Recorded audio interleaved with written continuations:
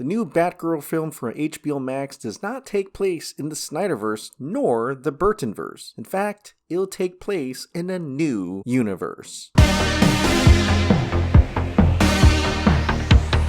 Hey, welcome back to the Ping Pong Flix. My name is Chris Wong. The Batgirl film, directed by Adil El Arbi and Bilal Fallah, stars Leslie Grace as Barbara Gordon, aka Batgirl. And according to Batgirl Film News, Warner Brothers just recently filed a trademark under the European Union Intellectual Property Office for the official Batgirl logo. The filing lists the following goods associated with the mark: motion picture films, books, bags, apparel, toys, entertainment services. Apparently they're going to use this logo for a long time. And that Batgirl logo is this. Yeah, it pretty much is the same one from the comics. So obviously not much deviation at all from the comics, and they're just taking the exact logo from the DC comics. But probably for me, the coolest thing is seeing more of Michael Keaton's Batman on set. And there he is in all his glory.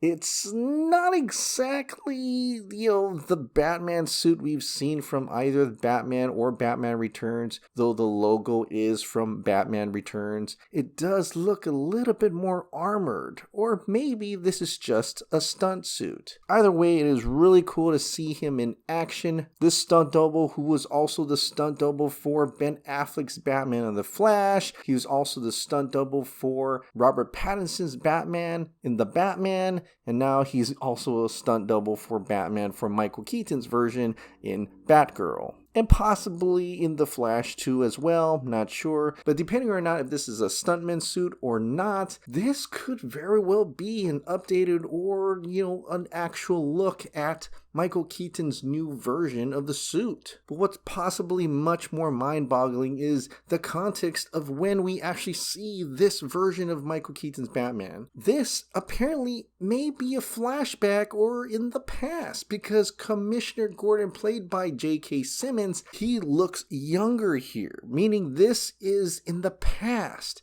A younger J.K. Simmons, Commissioner Gordan, fought alongside Michael Keaton's version of Batman and not Ben Affleck's version of Batman. So instead of what we thought before, where Michael Keaton's version will hop into the Snyderverse and continue from there with Ben Affleck's version still around, that doesn't seem to be the case. It looks like Michael Keaton's version of Batman is replacing Ben Affleck's version within the continuity, meaning J.K. Simmons, Commissioner Gordan, fought alongside Michael Keaton's version of Batman and has never fought alongside Ben Affleck's version of Batman within this new universe. And for you wondering, well, what happened to Ben Affleck's version of Batman? Heroic Hollywood asked this: what do you think is going to happen to Ben Affleck's Batman in the Flash movie that would make Michael Keaton's Batman replace him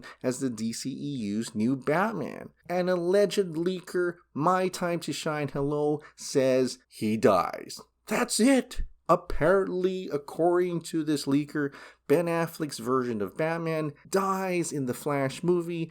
That way, it creates a new universe that pretty much makes him non-existent. So this new universe spun out from the Flash movie will have Michael Keaton's version of the Batman as being the Batman for the universe from the beginning. There is no Ben Affleck's Batman, which makes it less confusing, I think, because having J.K. Simmons be the Commissioner Gordan for this new universe means that Pat Hingle's version of Commissioner Gordan never existed, which actually kind of frees up the studio to make their own new universe out of the Flash movie that doesn't have any connection to the Burtonverse or the Snyderverse, or, it just makes them able to reset and make their own universe. I know that is so upsetting for Snyderverse, maybe even Burtonverse fans as well, I don't know. But depending on how The Flash ends, they could literally show that those two other universes still exist. But I'd probably argue that if you're not going to continue either of those Snyder or Burtonverse, they're essentially dead, and you're essentially rebooting in this case.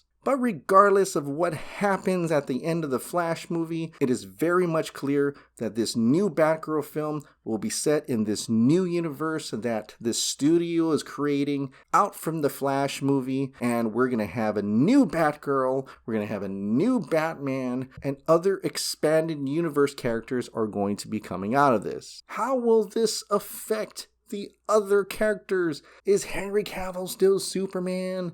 Is he gonna meet Sasha Calle's Supergirl? There's still a ton of questions out there, and hopefully it'll all be answered by the time we've seen the Flash movie. Well, what do you think about Michael Keaton's version of the Batman being the Batman for this new universe since the beginning? Share your thoughts in the comments down below.